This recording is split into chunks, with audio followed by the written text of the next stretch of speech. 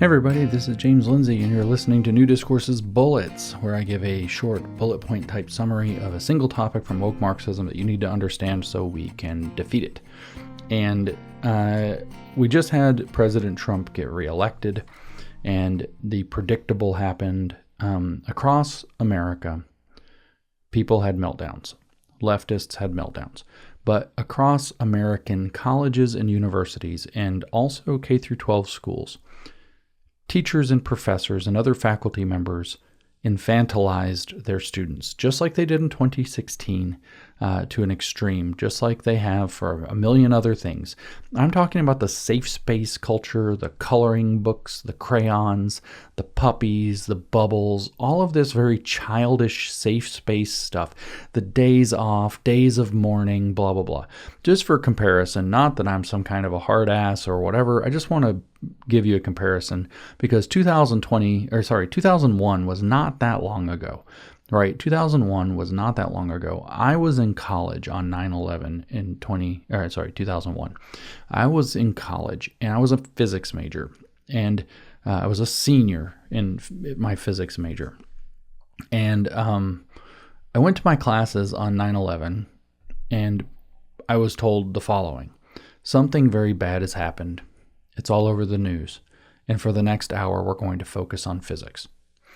And that was it. There was no safe space. There was no day of mourning. There's no take some time off.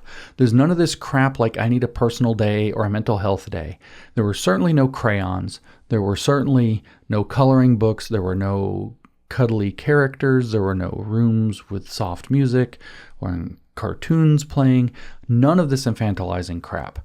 And we can talk about the whole safe space culture. People were ranting about safe spaces back in 2013 and 2014 and 2015, quite famously all over the internet. This isn't new, but here it's happened again in the wake of Donald Trump's election to president.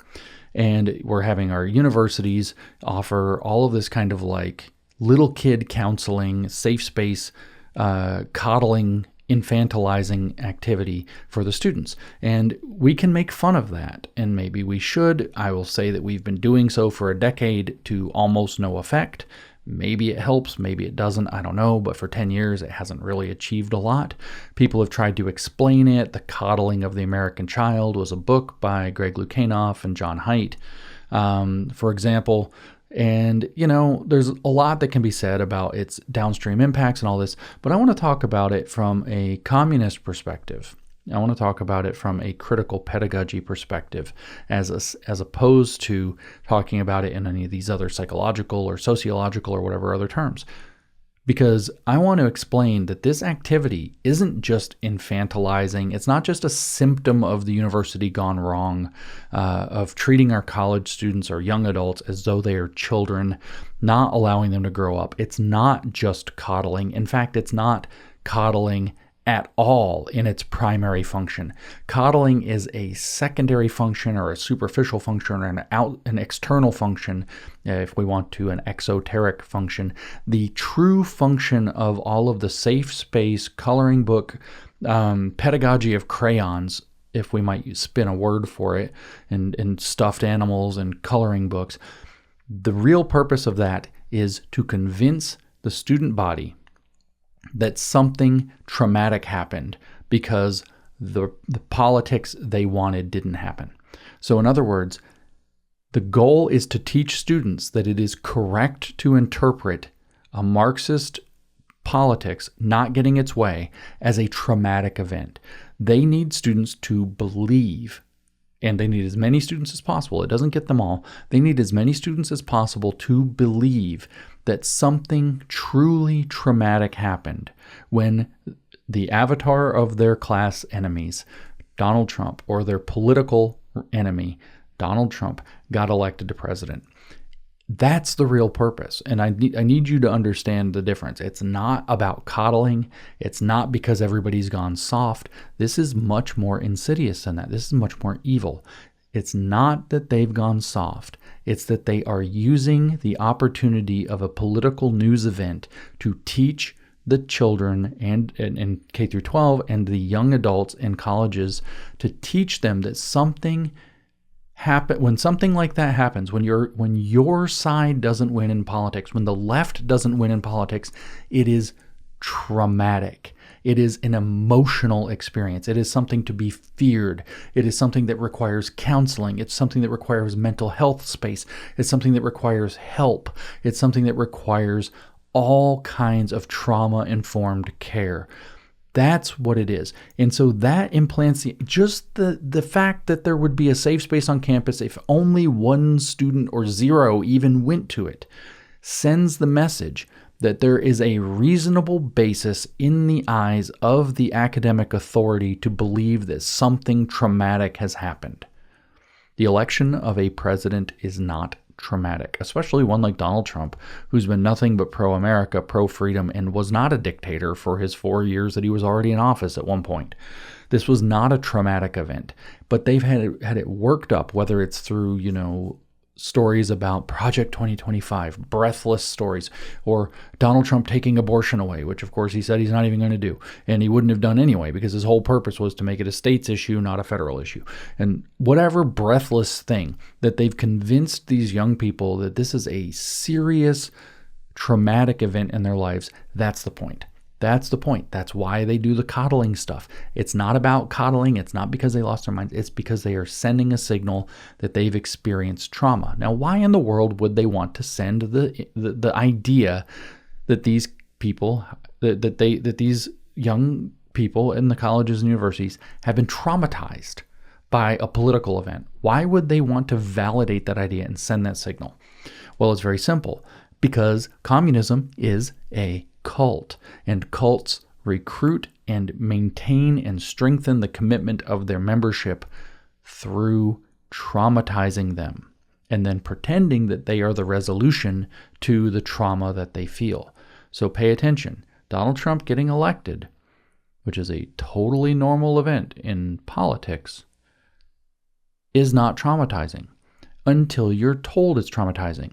It's like telling a little kid who falls down and doesn't hurt himself that if he cries, he's going to get ice cream. What do you think he's going to do? And so what they are teaching is that teaching the kids is that they should interpret this as a traumatic event. And why do they want to treat it as a traumatic event? Because they're a cult. And what do they do when they can convince these people that they're traumatized? They then bring them in. Hey, let's take care of you. Let's try to have a listening space. Let's talk it out. Let's get your emotions flowing in the group setting of we understand each other and the rest of the world doesn't understand us. And all those hostile forces are out there. They're out to get us, but we understand each other. They create that kind of environment, mislabel it therapeutic instead of actually abusive. And then what they do is they advance the ball by interpreting the events and what they should do next through the lines of communist theory. So you're going to have to become an activist. You're going to have to do this in order to make yourself feel better, to fight back. How are we going to resist? We're going to make sure we all get through this, blah, blah, blah. That's the message. And we know that this is a pedagogical priority, an educational theory priority for communists because I've read and I've read it on this podcast before, we've read their education literature. So Kevin Kumashiro, who Logan Lansing and I quote extensively in The Queering of the American Child, the paper that he wrote called Against Repetition, is one of those moments where you read it and you're just like, holy crap, this is what's going on.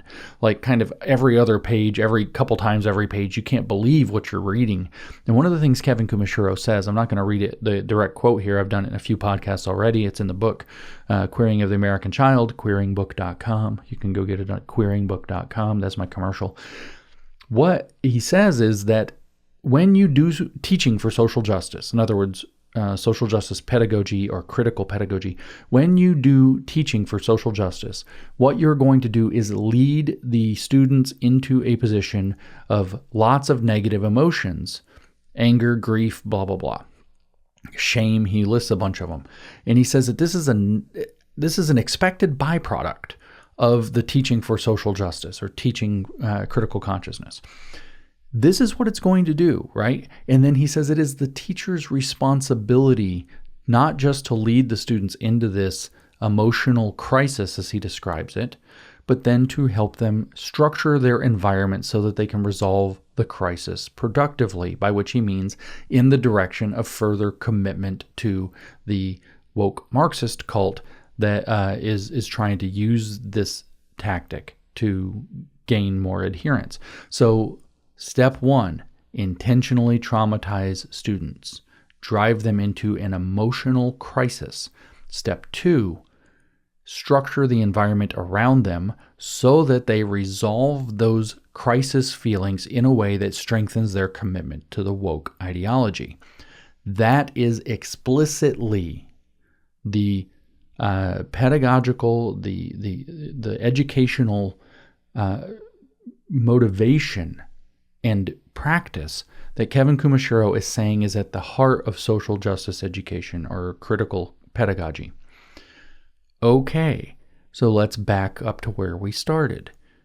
When you send the signal by setting up a safe space in the coloring books and the mental health day and the grieving rooms and whatever else to the student body that the politics not going the way they wanted was to be interpreted in a traumatic way, what you are doing is inviting them, you are engaging, as Kevin Kumashiro put it, in your responsibility to use that event to lead them into an emotional crisis.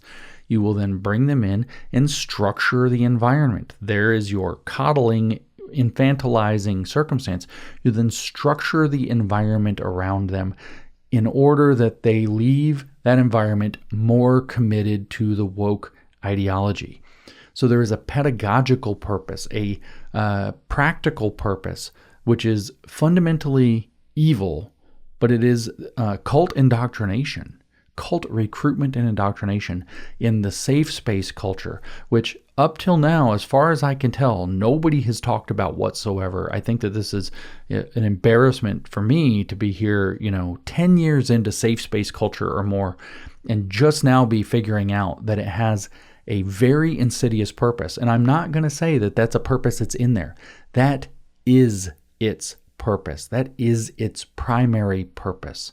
Signal that this was traumatic when the politics don't go left, and then use the trauma that you yourself induce through that ridiculous action, that manipulation of young people who have been hopped up on various propaganda to be extremely over-concerned with this. So you amplify those negative emotions, give them a belief that that is a correct response, a responsible response, that it's something that the educational authority and administration think is reasonable and appropriate for somebody in their state, their station and their age, and then you structure the environment around them so that they come away with a greater commitment to the cult of woke Marxism. That is what that's really about. Safe spaces are a cult indoctrination tool, make no mistake about it.